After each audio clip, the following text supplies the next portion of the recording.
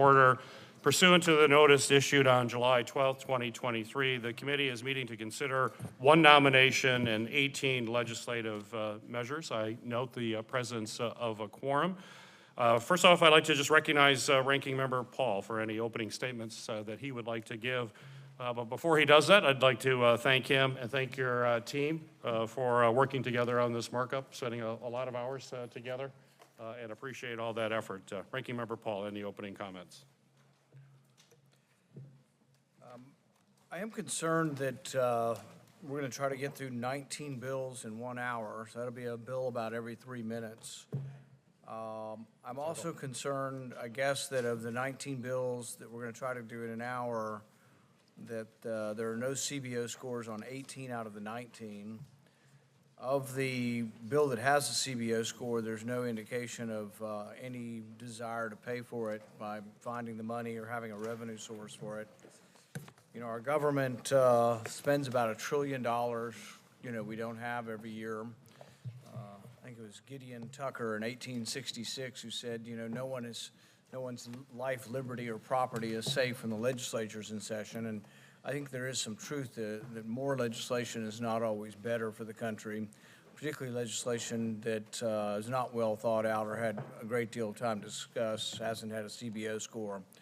And I think there's a great deal that we should be thinking about as far as expanding powers for the cybersecurity infrastructure, the CISA group, given that they're lackadaisical or outright hostility for the First Amendment. We found through the Twitter files that not only the FBI, but Homeland Security has been meeting in secret with Twitter as well as Facebook as well as other social media giants to discuss removing constitutionally protected speech. I think that we shouldn't consider any expansion of CISA's power, whether it's well-intended or not, until they are sufficiently regulated, sufficiently bound by the chains of the First Amendment. And I think this is a big deal. And we will continue to try to attach amendments, and we will have an amendment today that we will try to attach that basically prevents members of the Department of Homeland Security from meeting with anybody in the media to discuss limitations on constitutionally protected speech. It does have exemptions, obviously, for illegal activity. There won't be any limitations on that.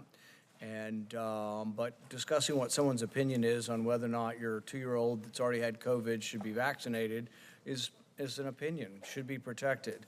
And I think we are making a big mistake by passing dozens and dozens of bills.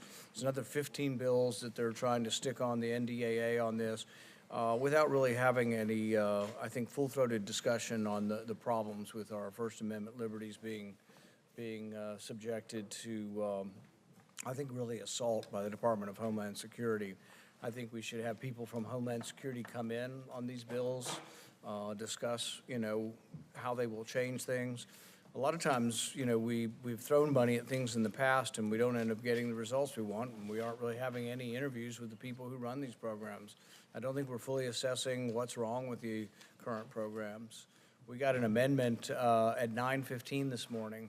So, I mean, the thing is it's hurry, hurry, hurry, but we're trying to process 19 bills and amendments that are still coming in this morning that are being adjusted. So I think there's a little bit more rush here than is actually necessary. I think the overall desire of the committee just to pass legislation, just tons of it. This is how we end up getting legislation that is untoward or unpredicted results, unintended results. So I'm not really a fan of this process, and we'll have a bunch of amendments today that are sincere amendments, but the amendments basically will be to try to attach limitations, dollar amounts. Historically, authorization bills would say you can spend up to a certain amount. Historically, that's the way it was, and they were supposed to be guideposts for the appropriations process. Most of these bills don't have any amounts. I guess the intention is spend as much as you think is necessary for this project, but that doesn't mean we've fully thought through how much each thing is going to cost. We don't have a CBO score, and we haven't really put down on paper what we think it's going to cost. So people are basically blindly voting for something that might be a good idea without knowing how much it's going to cost. The thing is, there's a lot of good things in life. We could give everybody $20,000 a year in universal basic income, but it has to come from somewhere. There always has to be a debate, where does the money come from? And frankly, I think every time we expand one of these programs, we didn't even have these programs 20 years ago. And there's some argument whether we're safer or better off than we were 20 years ago with this Department of Homeland Security. Many people said that it would take off and become an enormous bureaucracy.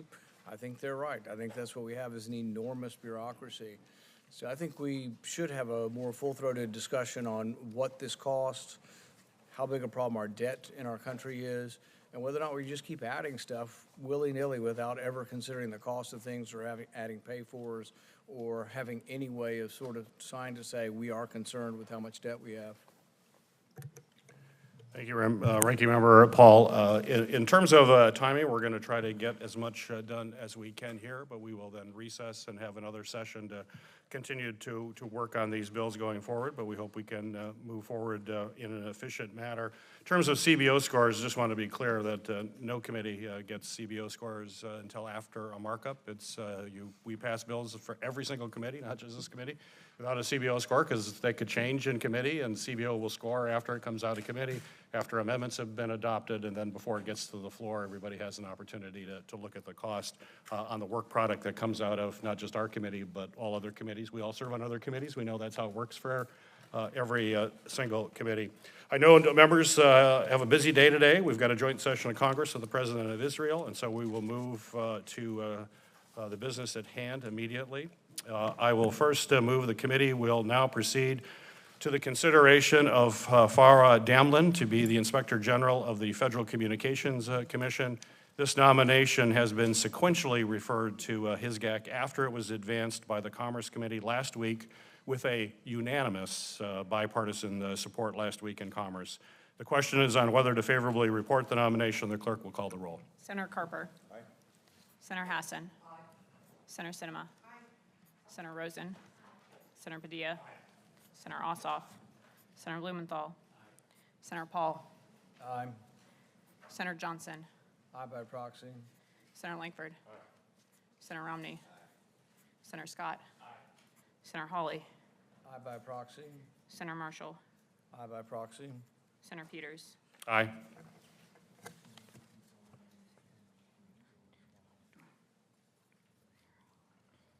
Mr. Chairman, on the vote of those present, the yeas are 12, the nays are 0. On the vote by proxy, and for the record only, the yeas are 3, the nays are 0. On this vote, the yeas are 12, the nays are 0, and the motion to report the nominee is agreed to. The nomination is favorably reported to the Senate. We will now proceed to consideration of S 1253. I ask unanimous consent that the committee consider the Peters substitute amendment as modified to S 1253 as the underlying bill. Without objection, so ordered. The Securing America's Ports of Entry Act that I introduced with Senator Cornyn would address the critical shortages of U.S. Customs and Border Patrol officers who work each day to facilitate trade and travel at our ports of entry while also ensuring the security of our nation. This bipartisan legislation, which this committee previously advanced in 2019, would require CBP to hire 600 officers each year until staffing levels are met and authorize the hiring of any additional support. The modified substitute amendment incorporates feedbacks from my colleagues, including Senators Johnson and Hawley, and adds a requirement for the officer workload staffing model to incorporate requirements for outbound inspection. I would urge my colleagues to vote yes on this bipartisan bill. Senator Paul. Oh, first, before I recognize you, Senator, I'd like to offer Peters Amendment 2 to the S 1253 so that we will now proceed to consideration of the amendment. Is there any debate on the amendment? If there's no further debate on the amendment, the question is on its adoptions. All those in favor will say aye. Aye. All those opposed, nay. The majority of members having voted in the affirmative, the ayes have it. The amendment is agreed to. Does any member wish to offer an amendment? Senator Paul. Returning to the point for a moment of whether or not we have CBO scores on bills, on the Help Committee, chaired by fellow Democrat Bernie Sanders, he's been routinely refusing bills that aren't scored and delaying them and saying we got to have a score on it before we do. So I don't think there's a universally accepted dogma that we don't have CBO scores on bills. I think actually commonly we do. The other way that you can try to fix some of this problem, or at least consider that it is a problem, and basically by voting on all of these without any amendments and voting against amendments, you're just, I guess, putting forward the belief that the debt doesn't matter. I mean, we have $1 trillion debt. Now, a lot of it really goes towards $1 trillion debt annually or more, and a lot of it comes from the entitlements, Social Security, Medicare, Medicaid, food stamps, but all these other things that we add are just additional things. And really what we could do is we could say what my Amendment 2 would say, and that is that the language would specify that no additional funds are authorized to be appropriated. If we were to say that, and we have said that previously in legislation, what would happen is the gargantuan budget of the Department of Homeland Security wouldn't be reduced. You would just take money from somewhere in the budget to spend on these new things you want to do. And it would have a way of self-correcting or adding fiscal sanity to this, because you wouldn't just give these unfunded mandates and say, spend whatever it takes, and then all of a sudden they have to increase their appropriation. Every time you add new mandates, you could say, well, maybe there's something going on that they're doing that they shouldn't be done. And really, it should be a discussion. When you look at any area of government, you find duplication. And I think if you looked here long enough, and let's say you were a business and you had, whatever the overall budget of Homeland Security is, you had, $15 billion, $20 billion, and you had only that to spend, what would you do? Would look through your budget and say, well, we could do better on the border and we need more people on the border. You'd say, well, maybe we could spend less sending agents over to Twitter to censor our speech. Maybe these weekly meetings with Twitter could be cut, and we could cut some money by bringing some of those agents into dealing with the border crisis. You could look more globally at the entire budget and say, well, maybe if our border is important, maybe we shouldn't be spending so damn much money on the Ukrainian border. If we can't even control our own border, why are we spending $100 billion in Ukraine? But we don't have those trade-offs because everything around here is just add, add, add.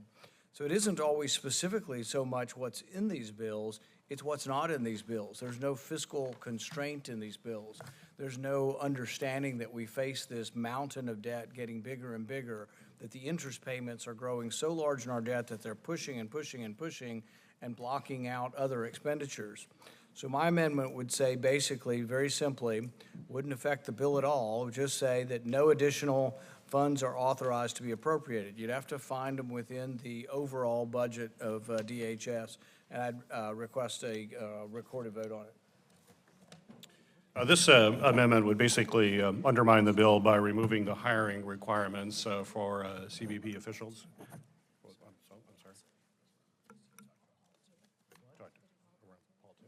What's that? Yeah, I called up Paul number 2 and asked for a recorded vote. Oh, this is Paul 2. This amendment would basically undermine the intent of the bill by preventing additional funds needed to support the hiring of additional CBP officers, which are critical for securing our borders. And I would urge my colleagues to vote no on the amendment. If there's no further debate on the amendment. Mr. Chairman? Yes. Yes, I'm intending to vote in favor of the amendment.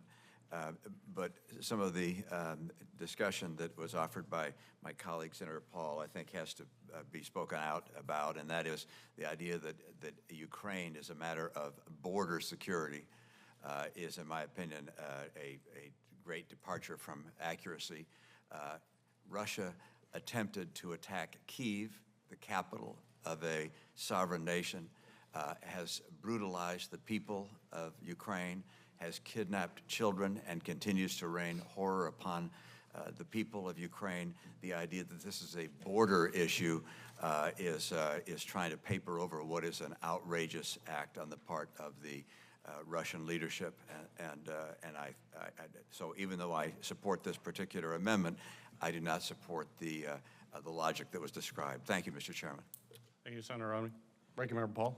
I don't disagree with your characterization at all. Mine was flippant and not complete, and I think your characterization is better. I think it does involve border dispute as well, but it involves all the things that you said as well. It is a war, and it's a war of aggression from Russia, and I don't want to discount that. But I do think that part of it is these are problems of another country. It doesn't mean we don't have a concern, but I guess my concern is that we address our concerns first and that we pay for them before we move on to that. And even if we were to do that and to agree that this is something we should fund in Ukraine, you know, I'm more of one who says, well, let's ask the American people for a Ukrainian war tax. Let's pay for it, not just borrow it. Senator Romney? Yeah, that's a discussion worth having, and perhaps we will at some point. I would note that our interest in Ukraine is not as if we're caring only for those people. Our interest in Ukraine, in my view, is it's in America's interest. It's interest in the people of the United States of America that Ukraine is successful in defending itself, because the well-being, the livelihood, the life, the freedom, and the prosperity of Americans are also at stake, and that's the reason that we're involved there. But that's true also with regards to this amendment and with regards to this bill, and I'd put them all in a very similar category. Thank you, Mr. Chairman. Thank you, Senator Romney. If there's no further debate on the Paul Amendment 2, the questions on its adoption, the clerk will call the roll. Senator Carper. Senator Hassan. Senator Sinema. Senator Rosen. Senator Padilla. Senator Ossoff. Senator Blumenthal. Senator Paul. Yes. Senator Johnson. Aye by proxy. Senator Langford.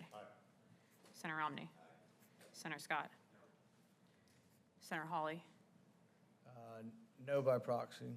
Senator Marsh. No by proxy. Senator Peters. No.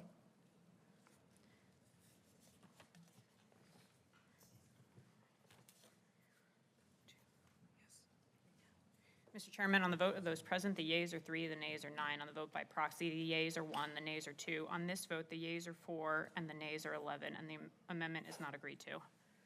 Amendment's not agreed to. Does anyone else have to offer an amendment? Senator Paul. This would be Paul number 7, and this is along the same vein of this. And one of the reasons I think we have this is so that, you know, at least historically, people will know that some people were concerned about the debt that we're incurring, the deficits that we're incurring each year, and the ramifications of it. One of the ramifications we have as we incur debt is that the Federal Reserve buys the debt. And as the Federal Reserve buys the debt, by creating new currency, it dilutes the value of the existing currency. And so inflation is a direct result of expanding the money supply to pay for things. It's also a less honest way. It's sort of this idea that we will provide for people these things. We're going to give you border at our security, at our a secure border at our southern border or our northern border, and we're also going to do the same you know, in Ukraine, and we're going to help them fight the war, but we're not going to have an adequate or honest debate over how we do pay for it. I think Senator Romney is right that they are important questions. There is a debate, though, and some people think it's in Americans' interest, and other people think it's not in America's interest to be in Ukraine. But it's important to have the debate so we hear both sides of it. Instead, what we have is, for the most part, we just rush things through and we add money to things, or we don't even specify how much money will be. So this amendment would reduce CISA's authorization by the amount authorized. So if we're going to spend a certain amount, this would be 2.9 billion? Yeah, that was in fiscal. Yeah. And so what we do is the money would come out of their existing budget. So it'd be a transfer of their money to pay for this. And I think this, you know, there are times when we do this. I think there were rules that were passed historically called the pay-for rules. And I think it's only mandatory spending that is bound by the pay-for rules. But the interesting thing is, if you did the pay-for rules on the mandatory budget, our budget would be so much better. It was supposed to be a rule that you didn't have to think about. Whether you were for or against the spending, it just got offset. But it's only mandatory, and I believe this would not be mandatory spending, so it wouldn't be offset. But if we did that rule to every new thing we did, it would take away so many of the objections that fiscal conservatives have, is that we could try to figure out the will of government, try to figure out how to make government better by having more border agents or whatever, but we would then figure out that maybe something like censoring what people say about masks on the internet, maybe that would not be an appropriate use of money, and we could divert money from censorship over to border security. So this would make people make the decisions. The problem with most of the rules we've instituted in the past is, you know, like the pay-for rules. The pay-for rules that we instituted always get waived. And a lot of people don't even realize this happens. But I think the last set of pay-for rules were done in like 2008, 2009. And since then, I think they've been waived over 50 times. So normally what happens is the individual committees don't do their appropriation process. Everything's glommed together in a big omni, but one or two lines within the omni will say that we're waiving the pay for.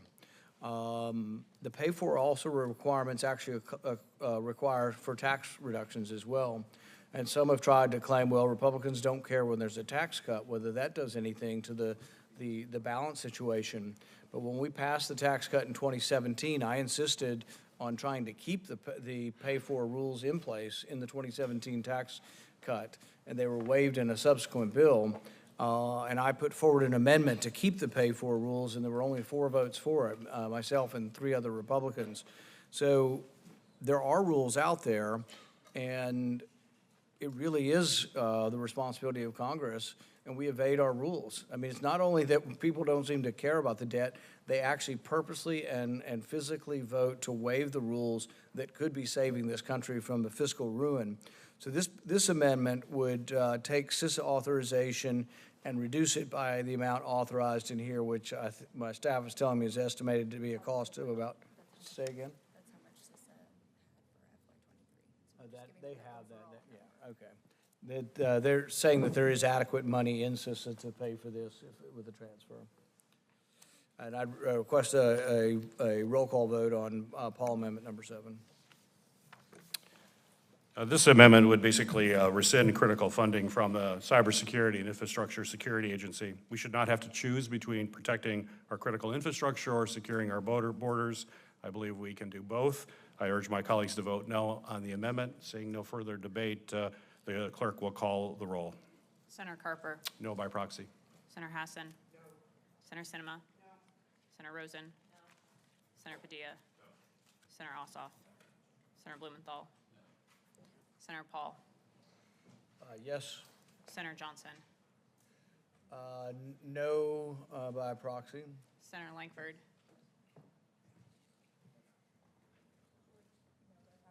No by proxy. Senator Romney. No. Senator Scott. Yes. Senator Hawley. No. Senator Marshall. Aye by proxy. Senator Peters. No.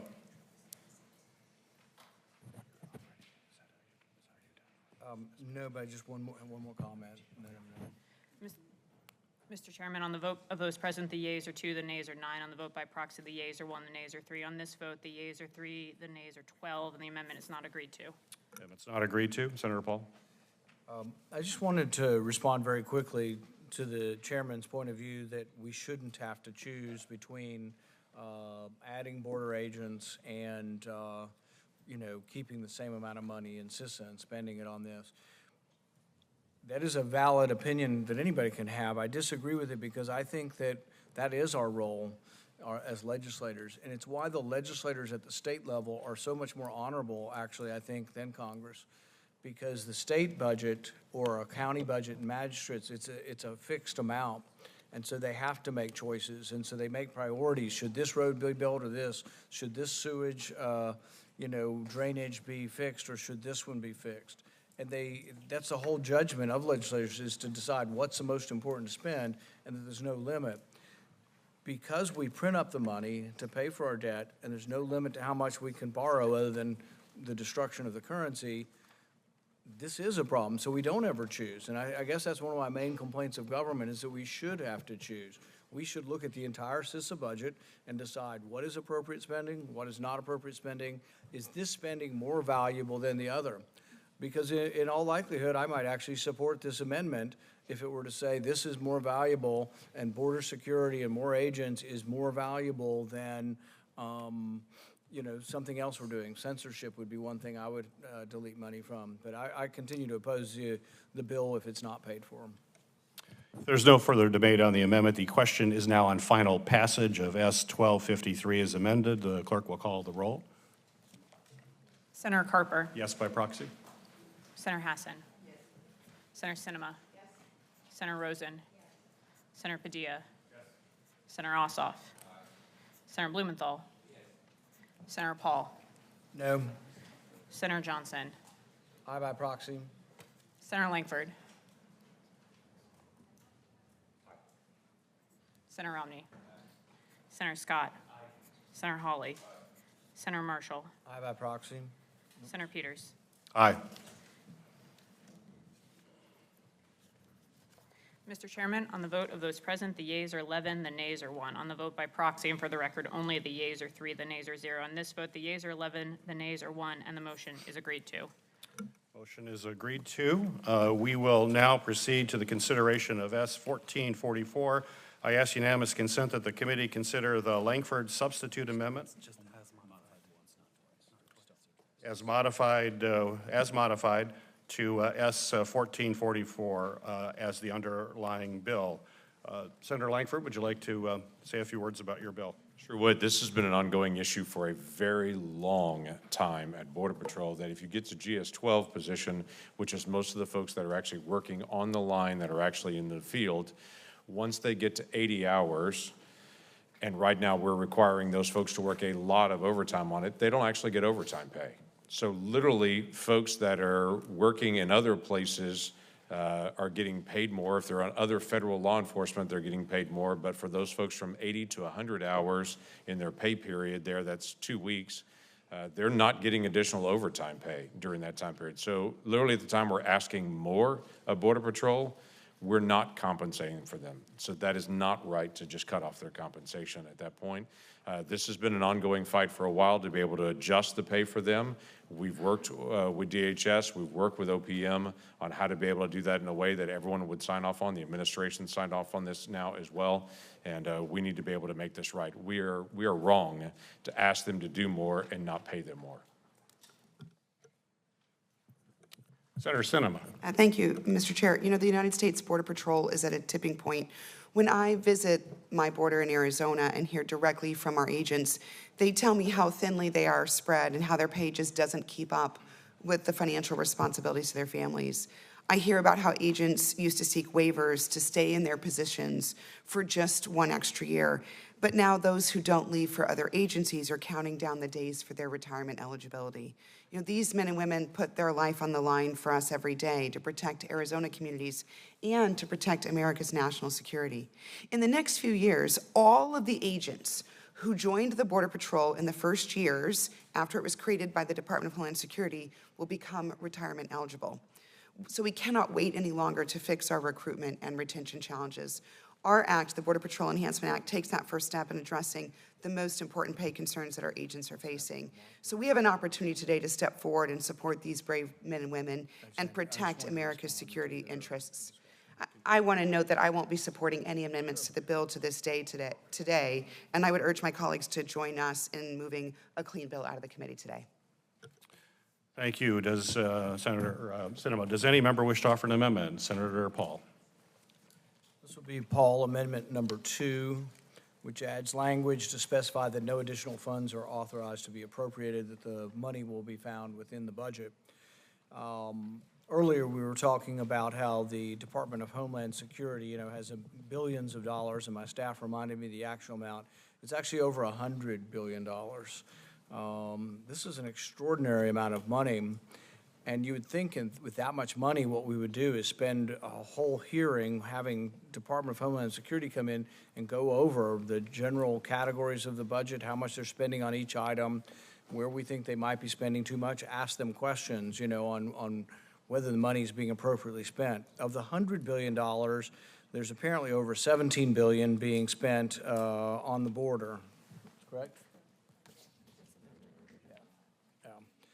But anyway, I think that we need to look through these things and find out, and ask questions. What's being spent appropriately, what's inappropriate. So once again, the actual policy of the bill, I don't object to. I just think that even good policy ought to be paid for, and that we need to make these choices. I think it's really about basic honesty. We think about it because, see, in our country, many people propose that we should have a government like Sweden that does everything, and they say only the rich will pay for it. We'll just tax the top 1%, and then when you do the math, it doesn't really work out. And if you look at Sweden, you find that, frankly, it isn't the top 1% that are paying for it. Frankly, everybody in Sweden pays, and they pay through the nose. But it's an honest way of approaching government. If you want to give everything to everyone, tax your people. So in Sweden, they have a 60% income tax that begins at $60,000. That's honest government. They got huge government, they got a huge welfare state, the government does everything, you got free this, free that, but they pay for it. And they don't pay for it by just taxing the rich people, they tax everybody. They tax them through the nose. The interesting thing is, though, that Sweden actually balances their budget. So as enormous as their spending is, as it being a much more socialized sort of government than ours is, they balance their budget. In fact, over half of the countries in Europe actually balance their annual budgets.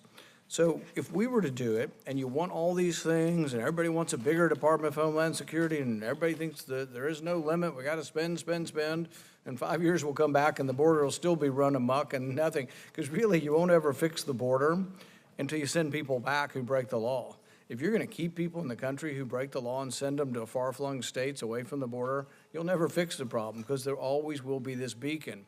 So you can spend, I don't care, if we're spending $17 billion in the CPB budget, I think you can spend $34 billion, and you'll still have the border problem, because as long as you don't send people back, as long as you don't have some sort of remain in Mexico policy, as long as you allow people to come back and you reward them by sending them to far-flung places in our country, putting them on planes and buses and taking them everywhere, all over the place, and their first appointment to come back is a year or two later, which never ends up happening, as long as we do that, we're not going to fix it.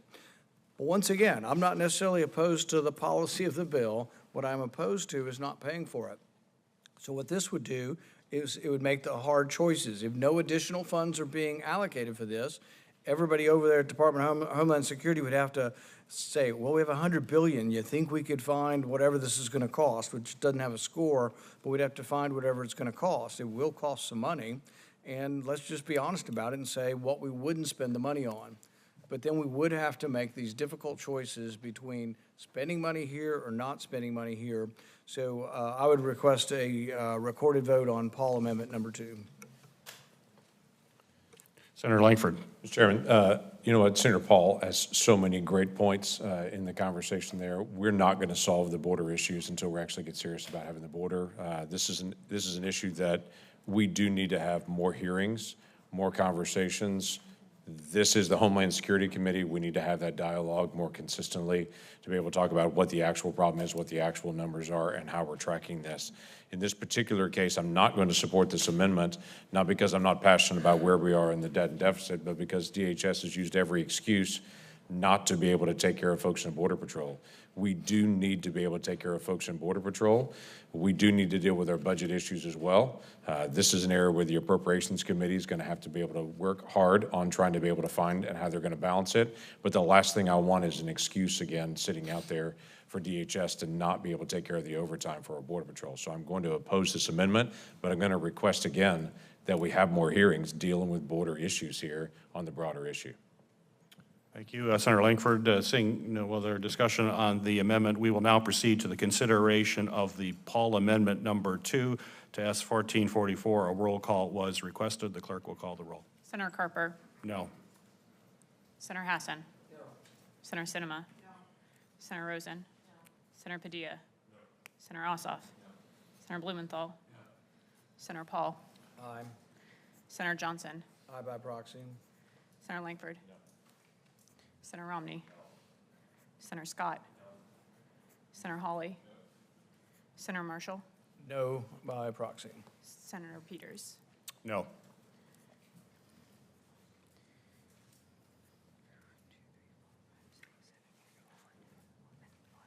Mr. Chairman, on the vote of those present, the yeas are 1, the nays are 11. On the vote by proxy, the yeas are 1, the nays are 2. On this vote, the yeas are 2, the nays are 13, and the amendment is not agreed to. Amendment is not agreed to. Any other member wish to offer an amendment? Senator Paul? This would be Paul number 4. This amendment would add a 2-year sunset. And some of these negotiations we've tried to have in advance of these so we wouldn't have to have votes if they could be accepted. These are amendments that we couldn't come to an agreement on accepting as part of these bills. But sunsets, I think there's a good government advantage to having sunsets. And the reason is this.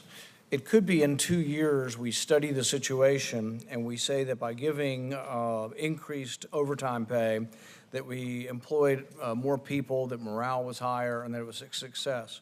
It could be we come back in 2 years and inflation's 10% a year, and we find out that the overtime pay is not enough, and we actually want to increase it. It could be we come back in 2 years and we find out they're not doing what they're supposed to be doing. So the beauty of a sunset for any program is it causes reevaluation. Did what we authorized end up having the impact that we intended? I would sunset everything. I think everything ought to come back, because I think it would be a good idea to reevaluate programs. We have programs that are never reauthorized. So we've got probably hundreds of programs that were authorized maybe in the 60s, the 70s, the 80s. They just kind of linger on, and they never get reauthorized or reevaluated. I think sunsets are very important as time changes, and would cause us to, I think, to give better scrutiny to whether or not our policies are actually working. So I'd ask for a recorded vote on a 2-year sunset that we add to this bill. Senator Langford. So I'm all in for sunsets in a lot of our programs that are out there, but this is not a program. This is a pay change for members of the Border Patrol. That's very different than a new program that's out there. Let me give you an example. 12 years ago, DHS was instructed to do a staffing study. 12 years ago. And we still don't have that staffing study. That's through 3 different presidents. This bill requires that staffing information to actually get done, and so we have a staffing model with DHS. There's also a GAO study that is in this bill that we added into this to be able to make sure that we're studying and evaluate what actually happened. So this is a pay change that is long overdue for Border Patrol in handling their overtime pay, and we also are requiring this evaluation for their staffing model to finally get done. So that's why I'm going to oppose this amendment.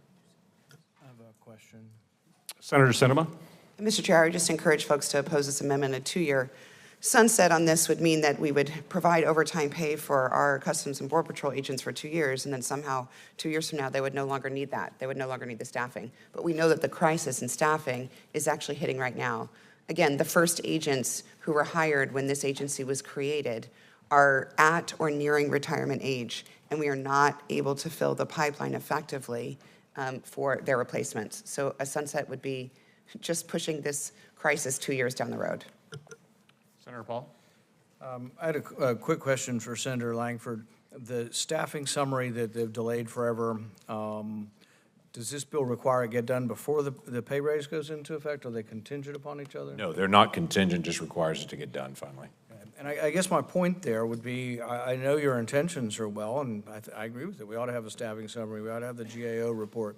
But the thing is until we get serious about using the leverage of money, they'll continue to thumb their nose at us. They do it on everything. I've been trying for, over 2 years to get information from the administration on unclassified information on the origins of COVID, and they fight it at every turn. I mean, it's a war.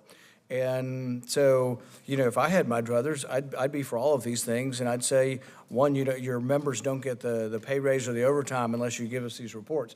My guess is that the members of the Border Patrol would go crazy yelling at their superiors, and we'd get the staffing if you used your leverage to have some contingency.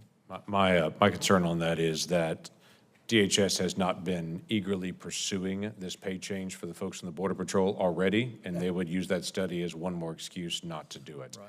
So then They need to get it. so then maybe the answer is we have to look at levers like that through the overall DHS budget and say, we don't do that. This is the problem. Everything's an add-on. We add stuff on, but nobody ever says, if you don't do it, we're going to take away your money.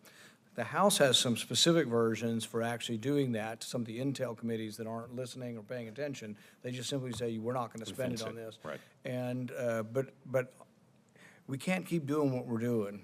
And so, once again, my arguments aren't against the specific policy. My arguments are the overall process needs somebody to use the leverage to say, you got to listen to us, you got to do what Congress says, we have the power of the purse. But we sort of abdicate the power of the purse, and one of the ways we abdicate it is this. We put all the spending into one enormous bill, and then it's up or down, and you have no leverage. There should be a Department of Homeland Security authorization process and appropriation process. And in that, we should go through the nitty-gritty of the entire budget. And I promise you, have a $100 billion budget. I know Senator Scott's been in business. I'd let Senator Scott take a look at it. I'm guessing he could find some. I know he wants to spend some money on Department of Homeland Security, but I'll bet you he could find $5 or $10 billion that's being wasted somewhere that we would put to better use. And then you'd also tell them they have to do it. But once again, I think we get back to the border crisis and we say, will any amount of money fix it? As long as you don't have a law that says you can't come into our country and you have to go back home unless you come in the proper way, I don't think we ever fix it. We've got to, and see, we've let the courts tell us what to do. They say, oh, we have to do this because of the courts. We need to make a law, but we don't have the numbers because nobody on the other side wants to make it a law to make it illegal to come into our country. But ultimately, those things have to be discussed because we work around all this stuff that are incremental things to try to make it better, to hire more, Border Patrol agents or pay them better. But in the end, we're still stuck, and I fear we'll be back here next year. We'll be having the same discussion. Why didn't they send us a staffing summary report? Why didn't they send us a GAO report? So you're right. Maybe the leverage of withholding the pay won't do it, but maybe there's some other lever. Probably the ultimate lever is the overall amount of money. But it also gets back to my previous amendment would be make them take it out of there, and so they won't like that, but then they will be forced to look for savings within their department. Mr. Chairman, the idea about fencing dollars off until we get things back from DHS is a great idea. That is done by other committees, and it is a way to be able, for this committee on a bipartisan way, to say dollars will be released, we authorize dollars to be released when this is actually delivered, and that's a great conversation for us to be able to have about fencing off dollars. Very good. Any other comments? Senator Scott? I just want to follow up with what Senator Paul was saying. Is there, just as a group, is there any way we can start mandating we get this stuff we're asking for? I mean, is there anything that any of us we all can agree that, I mean, it's ridiculous. I mean, they're supposed to come to give us information. It's not supposed to be a black hole. And it's not just this. I mean, I'm supportive of this bill, so I'm not against the bill, but I think what Senator Paul said is logical. Is there something that we all can start saying, we're just gonna say, from now on, we're gonna put in bills that if you don't give us information, we're gonna do something? Because it's sort of ridiculous. They can just thumb their nose at us. Very good. And I agree, we're going to have the secretary before our committee this fall, and we're going to be able to press him on this issue as well as other issues, and then determine what other steps we may take. If there's no further discussion on Paul Amendment number 4, we will now proceed to the consideration of Paul Amendment 4 to S 1444. A roll call was requested. The clerk will call the roll. Senator Carper. No by proxy. Senator Hassan. Senator Sinema. Senator Rosen. Not on this one. No by proxy. Senator Padilla. Senator Ossoff. Senator Blumenthal. Senator Paul. Just 1 second. Aye. Senator Johnson. Aye by proxy. Senator Langford. No. Senator Romney. No. Senator Scott. Senator Hawley. No. Senator Marshall. No by proxy. Senator Peters. No.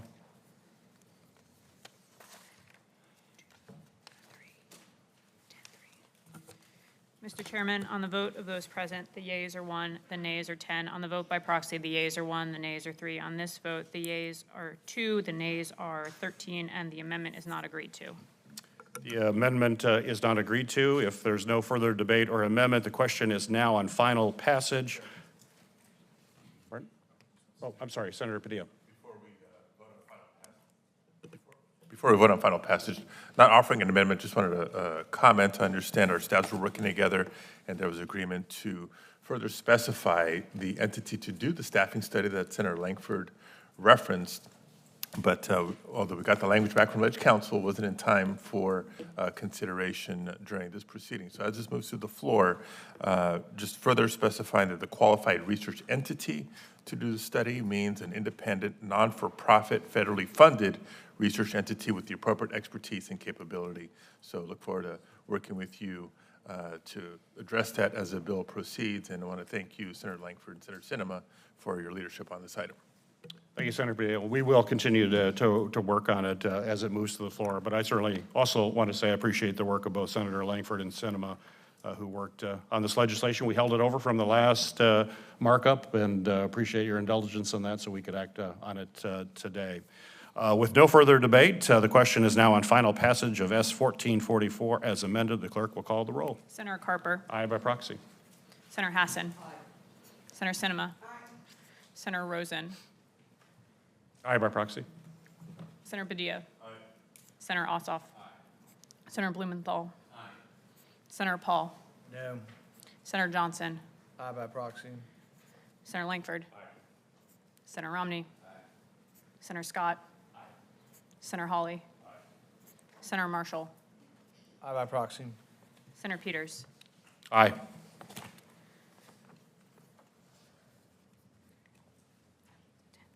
Mr. Chairman, on the vote of those present, the yeas are 10, the nays are 1. On the vote by proxy, and for the record only, the yeas are 4, the nays are 0. On this vote, the yeas are 10, the nays are 1, and the motion is agreed to. Motion is agreed to. We will now proceed to the consideration of S 2272. I know we're running late on time. We're going to try to get this bill out. We will then later recess to continue bills over the next few days. But I would ask, first off, unanimous consent that the committee consider the cinema substitute amendment as modified to S 2272 as the underlying bill. Without objection, so ordered. Senator Sinema, would you like to discuss your bill? Thank you, Mr. Chair. You know, wildland firefighters in Arizona and across our country risk their lives to keep our community safe. Until 2021, the starting salary of a federal wildland firefighter was less than $15 per hour. Obviously, this was wrong. So recognizing their sacrifice and hard work, we proposed and passed fair pay for wildland firefighters in our bipartisan infrastructure law. But now we need to make this pay permanent. If we don't, the wildland firefighters will lose up to 50% of their annual salary, which is about $20,000. The bipartisan Wildland Firefighter Paycheck Protection Act makes fair pay for wildland firefighters permanent in a fiscally responsible manner. If we don't act by the end of this fiscal year, however, agency leadership and firefighter associations have testified that we will see massive departures from the federal wildland firefighter workforce right at the peak of wildfire season. So I encourage colleagues to support this bill. Thank you. Thank you, Senator Sinema. Does any member wish to offer an amendment? Senator Paul. You know, on a bill like this, I guess I would like to have people come in who represent the wildland firefighters, learn more about how many there are, when their last pay increase was, and then what the total amount sort of would be. There's no CBO score on this, and so we won't really know what we're voting on. This would be, I guess, somewhat equivalent to being in a board meeting for a hospital, and they say, well, gosh, the EMTs, they save lives, and without them, people would die, and we have 50 of them, and they just aren't paid enough. And then, but nobody would say, well, what is our allocated budget for labor, and how much they get paid now, and what does it compare to the other EMTs at the surrounding hospitals versus nationwide, and then have a debate back and forth. So we'd have a debate on the facts of whether it's an appropriate amount, how does it compare to others. We would also ask the most important question, how much money do we have? Which gets back to the question that primarily has been underlying this entire debate is, should we have to make choices? Who can be against increasing, wildland firefighter salary? Who can, why don't we, if they're only 50%, why don't we increase their salary 100%? What are the limits? Well, it's sort of like people saying, well, teachers are important. I had this debate one time with David Letterman. He's like, we should pay them $1 million. And it's like, it's that kind of empty, vacant sort of thinking that's caused us to be $31 trillion in debt. Somebody has to say how much we have, somebody has to do the comparison, and we would ideally then have people in from the agency you want to give, or workers that you want to give pay raises to, and have a discussion, and we'd ask them questions about this. We would have in opposition who would say, well, maybe we're spending too much on this, and maybe we could take it from another part of the budget in order to pay for these salaries. But we never have that. We don't have to choose, just add it on. It's, it's like the guy at the bar tab with an unlimited credit card. Put it on my card, doesn't really matter, just charge it. And that's what we do. Not that there's anything wrong with increasing wildland. Who doesn't want to pay the wildland firefighters more, or who doesn't want to stop fires? There probably would be a discussion also, are we maintaining our forest properly? Every time I read about the fire, situation, a lot of it's nature, a lot of it's lightning, some of it's man, that we can try to stop men and women from accidentally setting fires. But then there's a question of clearing out underbrush and maintaining, doing logging in our forest. These are all these kind of debates too that enter into how we should be doing this, other than just saying we're going to increase the salary. So my amendment would add a 2-year sunset to this. This would be amendment number 3. And the reason for it is to then assess. And like I say, the assessment could go either way. It isn't just that we'd say, oh, in 2 years, we're going to take away their pay increase. Could be in 2 years, we find out their pay increase isn't enough. But ideally, the hope is that at some point, when one of these sunsets comes up and there is a discussion, we would really have a discussion over, do we have enough money to do this, and how much money is involved, and we would actually have interaction with the people who you're trying to raise the salaries of. Senator Sinema. Thank you, Chairman Peters. I really appreciate the questions that you've asked, Senator Paul. GAO actually did publish a report answering these questions in November of 2022, so I'll get a copy of that report over to your office. There are about 18,000 wildland firefighters across the country, and we have data about the amount we're spending on them. Since we passed this pay raise in the infrastructure bill back in 2021, we've actually been using those dollars to pay firefighters since then, so we can get you the data about exactly how many firefighters there are, exactly how much we're paying them, and the impact that this pay raise has had on recruitment and retention. All of that data is available, and I'll get it over to your office. Just another note, the Senate Energy and Natural Resources Committee actually held a full hearing about this issue in June of this year. This bill is a mirror bill of this, is also co-sponsored by both the chair and the ranking member of ENR. So the other thing I'll do, Senator Paul, is get a copy of the transcript from that hearing so that you can get the answers to all those questions where actual wildland firefighters did testify in committee. And finally, if you're interested in meeting some of the amazing hotshots that protect our country during fire season, I would be more than happy to invite some of Arizona's incredibly brave wildland firefighters, we call them hotshots, to come and actually share their stories about how much they are committed to saving property and lives in Arizona and in the West, and the burden that this places on them and their families when they're not able to have even a basic salary to care for themselves and their families. And finally, I'd encourage folks to oppose Paul Amendment 3 because the 2-year sunset simply puts us right back into this very position 2 years from now, asking for this same, not pay raise, we're not asking for a pay raise, we're just asking to maintain their salaries so they don't lose half of their income right as fire season is occurring. Thank you. Thank you, Senator. We're going to try to move quickly here. I understand there are no more amendments will be offered, so we're going to go quickly to a roll call so we can get to the meeting. We'll now proceed to the consideration of Paul Amendment 3 to S2272. A roll call has been requested. Clerk will call the roll on the amendment. Senator Carper. No by proxy. Senator Hassan. No. Senator Sinema. No. Senator Rosen. No by proxy. Senator Padilla. No. Senator Ossoff. No. Senator Blumenthal. No. Senator Paul. Aye. Senator Johnson. Aye by proxy. Senator Langford. No. Senator Romney. No. Senator Scott. Aye. Senator Hawley. No. Senator Marshall. Aye by proxy. Senator Peters. No.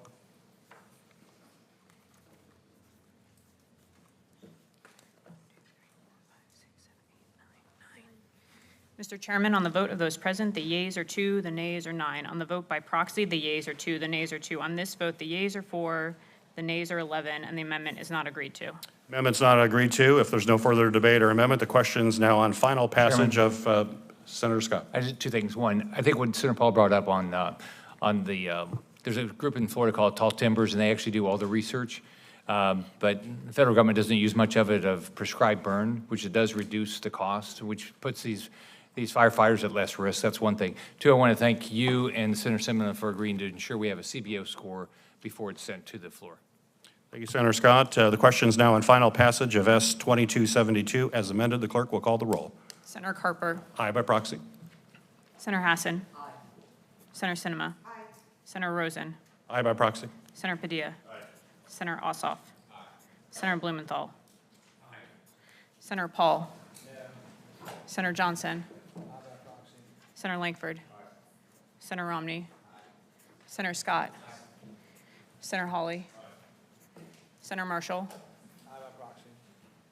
Senator Peters. Aye.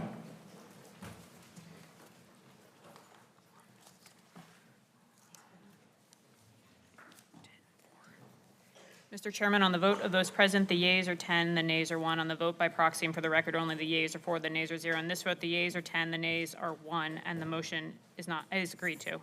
Motion is agreed to. Due to the need for us to gather for the joint session of Congress, the committee will have to recess this business meeting and will resume consideration of this agenda later this work period.